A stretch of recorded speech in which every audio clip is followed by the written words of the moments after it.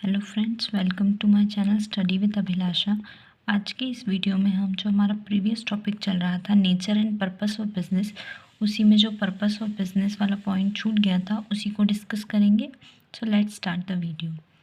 Purpose और objectives of business. Purpose या objective means any objective और उद्देश्य या किसी कार्य को हम क्यों कर रहे हैं, यानी बिजनेस आखिर क्यों किया जाता है, इसके पीछे ऑब्जेक्टिव्स क्या होते हैं, मेन गोल क्या होंगे किसी भी बिजनेसमैन को अगर वो बिजनेस स्टार्ट करता है। तो आइए इसे डिस्कस करते हैं। द मेन ऑब्जेक्टिव और primary purpose behind doing any business is to earn profits, but as we all know that a business operates in a society, hence it has also some responsibilities towards the society, which includes the customers, employees, government, etc. देखिए, जैसा हम सभी जानते हैं कि कोई भी अगर बिज़नेस स्टार्ट करता है तो उसका मेन गोल या ऑब्जेक्टिव तो प्रॉफिट कमाना ही होता है। जैसे हम सभी भी कोई बिज़नेस करेंगे तो किस पर्पज़ से करेंगे कि हमें प्रॉफिट अर्न हो सके, उस बिज़नेस से हम अपने प्रॉफिट को मैक्सिमाइज़ करते जाएं और प्रॉफिट हमें सफिशिएंट होता रहे उस बिज़नेस से। लेकिन हम सभी जानते हैं कि कोई भी बिज़नेस है वो सोसाइटी में ही चलता है, सोसाइटी से बाहर नहीं। इसीलिए जो सोसाइटी के प्रति भी बहुत सी बिज़नेस की रिस्पॉन्सिबिलिटीज़ होती हैं। और सोसाइटी में कौन आता है? सोसाइटी में आते हैं कस्टमर, एम्प्लॉय, गवर्नमेंट, या हम हमारे एनवायरनमेंट को भी ले सकते हैं इसमें। यानी इस तरीके से बिज़नेस का ऑब्जेक्टिव केवल प्रॉफिट कमाना नहीं, वो प्रॉफिट तो कमाना है ही, प्राइमरी ऑब्जेक्टिव है, पर्पस है, लेकिन साथ में सोसाइटी के प्रति भी कुछ रिस्पॉन्सिबिलिटीज़ या ऑब्जेक्टिव बिज़नेस के होते हैं। उन्हीं को अब हम इसमें डिस्कस करेंगे आगे। देखिए, तो इस तरह से हम बोल सकते हैं कि दो मेन ऑब्जेक्टिव्स या पर्पस होते हैं बिज़नेस के। पहला हो गया इकोनॉमिक ऑब्जेक्टिव्स, यानी जिसमें हम पैसा कमाने से रिलेटेड या इकोनॉमी से जुड़ा हुआ होता है। और दूसरा हो गया सोशल ऑब्जेक्टिव, क्योंकि हम जानते हैं कि एक बिज़नेस सोसाइटी में ऑपरेट करता है, इसीलिए सोसाइटी के प्रति भी उसके बहुत से ऑब्जेक्टिव्स होते हैं, पर्पस होते हैं बिज़नेस के। तो आइए इन्हीं को अब हम पढ़ेंगे। पहला है इकोनॉमिक ऑब्जेक्टिव्स। पहला इकोनॉमिक ऑब्जेक्टिव्स पहले भी हम जैसे डिस्कस कर चुके हैं कि इकोनॉमिक ऑब्जेक्टिव्स क्या होते हैं, जो इकोनॉमी से रिलेटेड है, यानी क्रिएशन ऑफ वेल्थ से रिलेटेड है, जिसमें पैसा बनाने से जुड़े हुए हमारे जो ऑब्जेक्टिव वो इकोनॉमिक ऑब्जेक्टिव में आएंगे। देखिए, पहला है प्रॉफिट अर्निंग। जैसा हम सभी जानते हैं कि पहला मेन पर्पस, एम, ऑब्जेक्टिव, गोल, कुछ भी कह लीजिए, बिजनेस करने के पीछे क्या होता है? प्रॉफिट कमाना।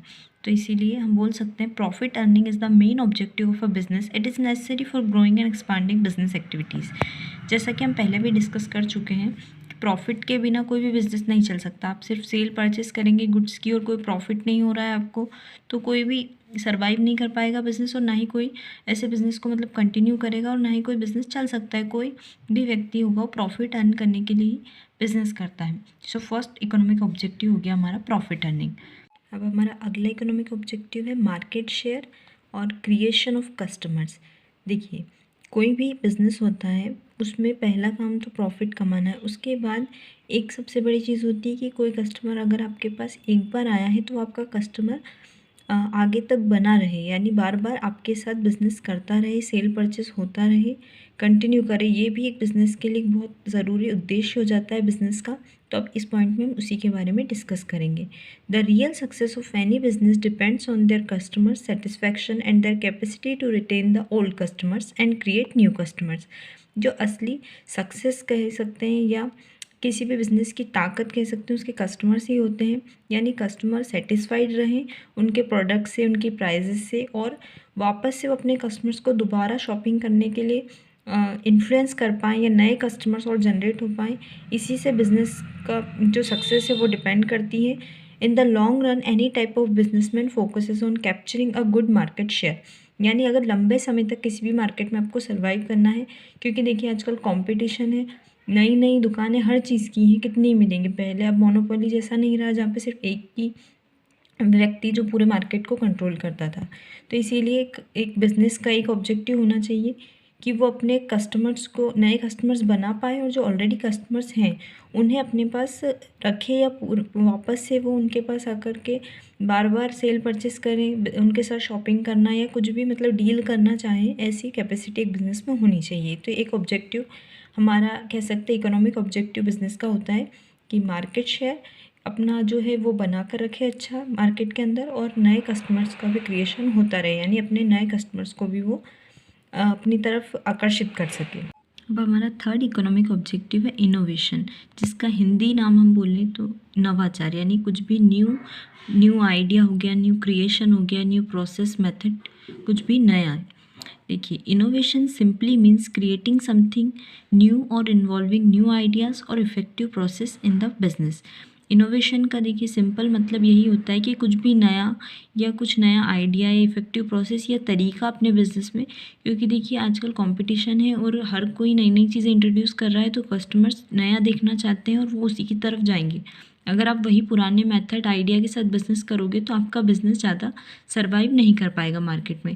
इसका बेस्ट एग्जांपल हम अगर आपको बताना चाहें तो जैसे नोकिया का हो गया, कि नोकिया ने तब जब ये टच स्क्रीन फ़ोन आए तो इनोवेशन नहीं किया, वो अपने कीपैड के साथ, वो स्लाइड वाले फ़ोन के साथ चलता रहा। उन्हें लगा कि हमारा तो इतना नाम है, इतना हमारी कंपनी चल रही थी, उस टाइम नोकिया के ही फ़ोन आते थे पहले, तो उन्होंने कुछ नया इनोवेशन नहीं किया, उसमें कोई बदलाव नहीं किया, कुछ नया इंट्रोड्यूस नहीं करना चाहा या कुछ नया चेंज नहीं किया अपने प्रोडक्ट में या अपनी टेक्निक में, तो एकदम से गायब हो गया नोकिया मार्केट से। और जो ये टच स्क्रीन वाले सैमसंग और ये सब चले, फिर बाद में कहीं नोकिया को समझ में आया होगा कि इसमें इनोवेशन किया जाता अगर, तो हम लोगों का जो मार्केट में जो नाम था वो बना रहता। तो इसीलिए नया इंट्रोड्यूस करना मार्केट का, या हम कह सकते हैं हमारे बिजनेस का एक बहुत इंपॉर्टेंट ऑब्जेक्टिव या काम हो जाता है, क्योंकि नया इनोवेशन ही हर कोई आजकल चाहता है। Any business can not survive in the market without innovation, so the businessman always made efforts to do something innovative for their customers. इसीलिए इनोवेशन के बिना मतलब कोई भी बिजनेस सर्वाइव नहीं कर सकता आजकल के इस कॉम्पिटिटिव मार्केट में। इसीलिए हर एक बिजनेसमैन के पहले इफ़र्ट्स यही होने चाहिए कि वो हमेशा अपने कस्टमर्स के लिए कुछ नया आइडिया या मेथड्स लाते रहे, जिससे कस्टमर्स उनके साथ बने रहे। नेक्स्ट जो हमारा पॉइंट है या इकोनॉमिक ऑब्जेक्टिव है बिज़नेस का, वो है प्रॉपर यूटिलाइजेशन ऑफ रिसोर्सेज। देखिए, जो बिज़नेस होता है उसकी बहुत सी रिसोर्सेज होती हैं, जैसे ह्यूमन रिसोर्सेज हो गई या कैपिटल रिसोर्सेज हो गई, या जो भी उसके पास अवेलेबल रिसोर्सेज है उनका अगर प्रॉपर यूटिलाइजेशन नहीं होगा तो कोई भी बिज़नेस आगे नहीं बढ़ पाएगा। Proper utilisation of the available resources is the scale to measure the efficiency of the business activities. किसी भी बिज़नेस की सक्सेस को या उसकी रियल एफिशिएंसी को हम कब मेज़र कर पाते हैं, अगर वो अपने पास जितनी भी रिसोर्सेज है उनका अच्छे से उपयोग कर पा रहा है। यानी देखिए, लेबर होते हैं या वर्कर्स होते हैं, मान लो आपने ज़्यादा रख रखे हैं, आपको 4 लेबर की ज़रूरत है लेकिन आपने 6 रख रखे हैं, 2 का आप यूँ ही सैलरी दे रहे हो, उनको वेजेस दे रहे हो, उनका कोई यूटिलाइजेशन नहीं है आपकी फैक्ट्री में या आपके बिज़नेस में, तो इस तरह से मतलब आप अपनी रिसोर्सेज का प्रॉपर यूटिलाइजेशन नहीं कर पा रहे हो, तो ये एक बिज़नेस के लिए अच्छा नहीं है। So one of the important objective of business is to increase productivity by decreasing the wastages and efficiently using the resources available. यानी एक इकोनॉमिक ऑब्जेक्टिव या मेन पर्पस हमारे बिज़नेस का ये भी होता है कि हम जितनी भी हमारे पास रिसोर्सेज हैं उनका अच्छे से उपयोग कर पाएँ और वेस्टेज कम से कम करके हमारे प्रॉफिट को बढ़ा पाएँ, हमारी सारी रिसोर्सेज को प्रॉपरली यूटिलाइज कर पाएँ। अब अगला आता है हमारे पास सोशल ऑब्जेक्टिव। जैसा कि हमने अभी पढ़ा था कि बिज़नेस के 2 ऑब्जेक्टिव होते हैं, एक इकोनॉमिक ऑब्जेक्टिव और दूसरे होते हैं सोशल ऑब्जेक्टिव। इकोनॉमिक ऑब्जेक्टिव हम अभी डिस्कस कर चुके हैं, जिसमें एक बार और रिवाइज कर लेते हैं हमारे चारों पॉइंट, जिसमें था प्रॉफिट अर्निंग, मार्केट शेयर और creation of customers, innovation and proper utilisation of the resources. आइए अब डिस्कस करते हैं सोशल ऑब्जेक्टिव्स, यानी जो सोसाइटी के प्रति बिज़नेस के क्या ऑब्जेक्टिव्स होते हैं, क्या पर्पस होते हैं, उन्हें देखते हैं। पहला है कस्टमर सेटिस्फेक्शन। जैसे कि हम सभी जानते हैं कि जितने भी बिज़नेस होते हैं वो सभी कस्टमर के लिए किए जाते हैं, या मेन जो उनकी बिज़नेस की लाइफ ब्लड या बोल सकते हैं कैपिटल होती है, उसके बाद कस्टमर होते हैं। कस्टमर के सेटिस्फेक्शन के लिए ही सारे काम किए जाते हैं। कस्टमर हैप्पी रहेगा या सेटिस्फाइड रहेगा बिज़नेस से, तभी तो कोई भी बिज़नेस चल पाएगा। तो इसी में हम डिस्कस करेंगे। No doubt we can say that any business operates for the customers and by the customers। देखिए, हम बोल सकते हैं कि कोई भी बिज़नेस होता है किसके लिए किया जाता है, कस्टमर्स के लिए किया जाता है और कस्टमर्स के द्वारा ही किया जाता है। कस्टमर्स ही अगर हमारे पास नहीं रहेंगे तो हम बिज़नेस नहीं कर सकते। So providing good quality products and services at reasonable prices to the customers is an important purpose of the business. यानी हमारे कस्टमर्स को खुश रखना, उन्हें अच्छी क्वालिटी के प्रोडक्ट्स देना या रीजनेबल प्राइस पे देना किसी भी बिज़नेस का एक इम्पॉर्टेंट ऑब्जेक्टिव होता है। यानी देखिए आप खुद भी होंगे तो जिस शॉपकीपर से या जिस दुकान से हमें अच्छे प्रोडक्ट दिए जाते हैं और साथ में प्राइसेस भी रीज़नेबल होते हैं तो हम वहाँ बार बार शॉपिंग करना पसंद करते हैं, बार बार वहाँ से सामान लाना हम लोग कंटिन्यू करते हैं।